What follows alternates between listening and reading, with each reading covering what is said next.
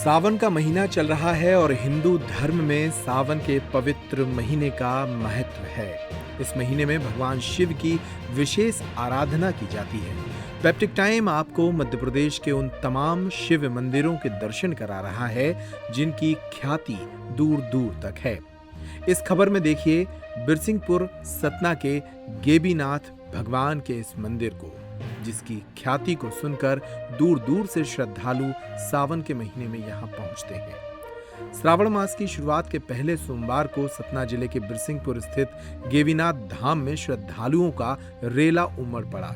शिवलिंग पर जलाभिषेक करने और पुष्प अर्पित करने भक्तों की भीड़ लग गई। बता दें कि गेबीनाथ धाम पर लाखों श्रद्धालु यहाँ पहुंचते हैं।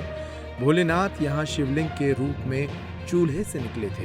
धार्मिक किंवदंती के मुताबिक 16वीं शताब्दी में औरंगजेब ने शिवलिंग पर कई वार किए तो भोलेनाथ ने उसको न केवल सबक सिखाया बल्कि घुटने टेकने पर भी मजबूर कर दिया था। यहाँ प्रत्येक सोमवार गेबीनाथ के अभिषेक के लिए श्रद्धालुओं की अटूट भीड़ उमड़ती है, मगर महाशिवरात्रि और श्रावण मास का मेला देखते ही बनता है। उत्तराखंड के चारों धाम की यात्रा के बाद गंगोत्री के जल को गेबीनाथ शिवलिंग पर चढ़ाने का विशेष महत्व है। किंवदंती के अनुसार कभी यह देवपुर नगरी हुआ करती थी। यहाँ के राजा थे बीर सिंह। राजा बीर सिंह उज्जैन महाकाल के अनन्य भक्त थे। राजा रोजाना यहाँ से उज्जैन जाकर महाकाल के दर्शन करते थे। बाद में राजा वृद्ध हो गए तो उज्जैन जाने में असमर्थ रहने लगे। इस पर उन्होंने महाकाल से बिरसिंहपुर आने के लिए कहा। महाकाल उनकी भक्ति से इतने अभिभूत हुए कि वे बिरसिंहपुर में गेबीनाथ के घर शिवलिंग के रूप में प्रकट हो गए। गेबीनाथ धाम आज अटूट श्रद्धा का केंद्र है। लोग बड़ी श्रद्धा से यहाँ अपनी मनोकामनाएं लेकर पहुँचते हैं। राजा बीर सिंह की तपस्या से भोलेनाथ यहाँ पर कैबी अहिर के चूल्हे से निकले हुए और चूल्हे से निकलने के बाद जब राजा को जानकारी दी गई तो यहाँ पर फिर इस मूर्ति की प्राण प्रतिष्ठा की गई।